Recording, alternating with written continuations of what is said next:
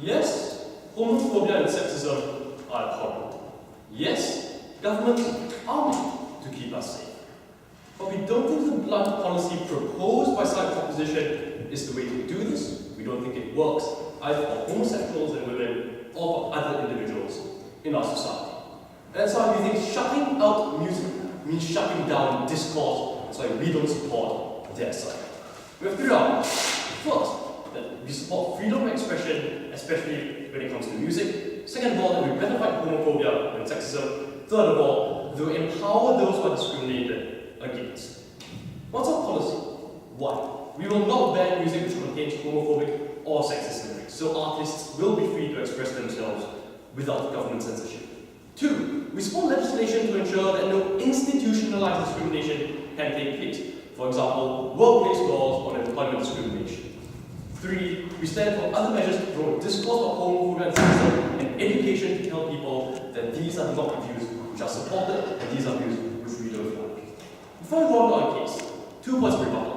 First, about people who are homosexual and women themselves. Second of all, about music and its effects on our youth. First, about homosexuals and women, and by extension, homophobia and sexism. The first thing I'd like to question is what they actually mean by homophobia and sexism. This is where we question their policy.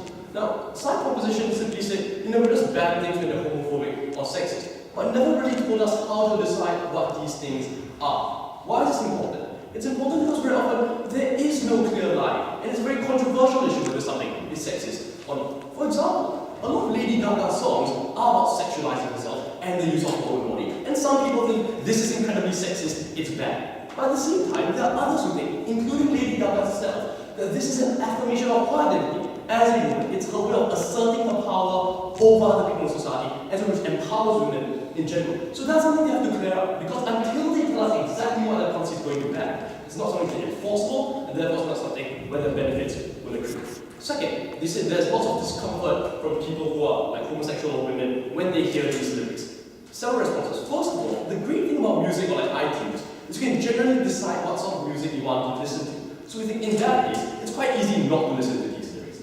Furthermore, we don't think this is, no thank you, a very significant harm. We think very often it's much better for you when you have communities of support who, after listening to such sections of homophobic lyrics, can then support you and say, we disagree, this is something which is wrong, and we are here to stand by. We think it's much better for groups when this is possible. Yes?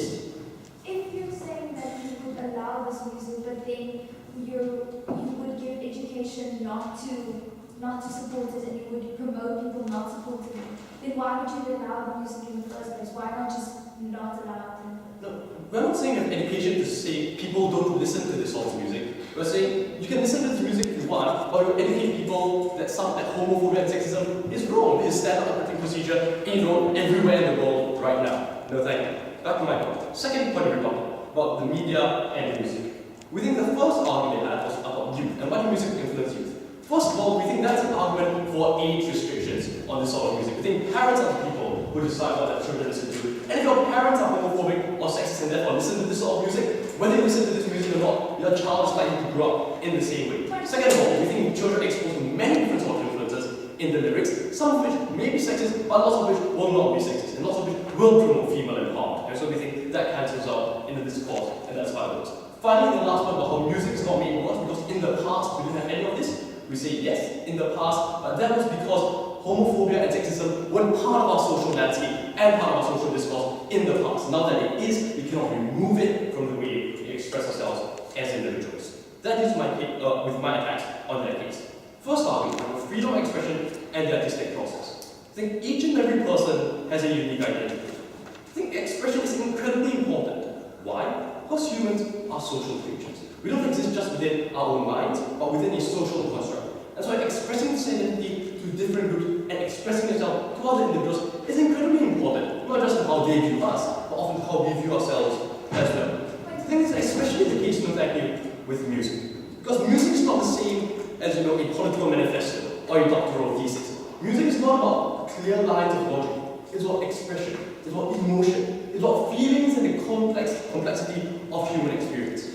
And it's incredibly important because identity is complex. It is often contradictory.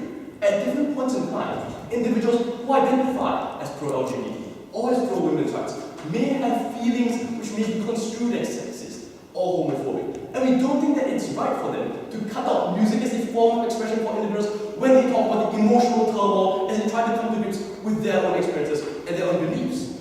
So for example, look at Eminem and his songs. In the song Terror, Eminem blamed his girlfriend at the age of 16 for the emotional turmoil she visited upon him when they broke up and how that caused him to drop out of high school. And yes, since he's talking about his feelings as a 16-year-old, there are many lyrics in there which are easily construed as sexist. But does that mean that the song is sexist? No.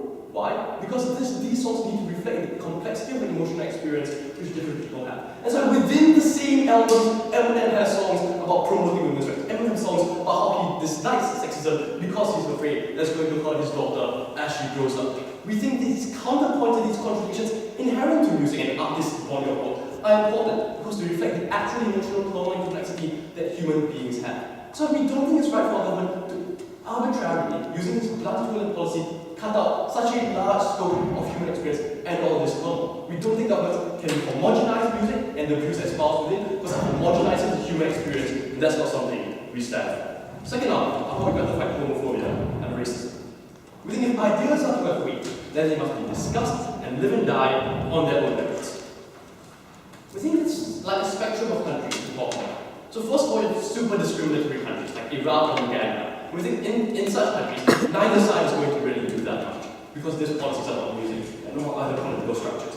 But I think the other two very important countries to talk about.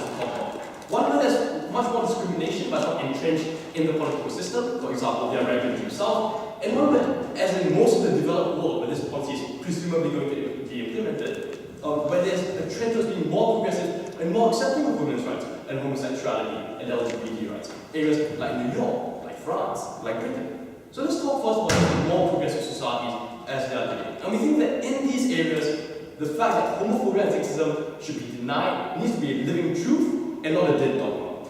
We think when the state bans it, you cut out this area of discourse, and there's no raising of these points, there is no discussion. We think music is key to having this discussion because it often reaches a much larger audience which won't watch political debates, which won't go on discussions online on political theory and whether people deserve rights. It's much better on our side. Why? First of all, because when music introduces this to society, society can then condemn this sort of music within progressive ideas. And that leads to cognitive dissonance with people who already believe in these sexist or homophobic ideas and forces them to realign their beliefs and defend those beliefs. So for example, the song Blurred Lines by Robin Thicke, yes, it is pretty sexy, but it also led to huge amounts of outpouring of condemnation of these songs, and that was what, and that forced individuals who like these songs, and supported these sort of ideas to reevaluate how they view these things. Second of all, we've got areas which are much more discriminatory, but not so. We think in these areas it is forced to force them into echo chambers where they don't listen to any other voices at all. Therefore, because we support, we help groups are discriminated against and versus society, I'm very proud to oppose.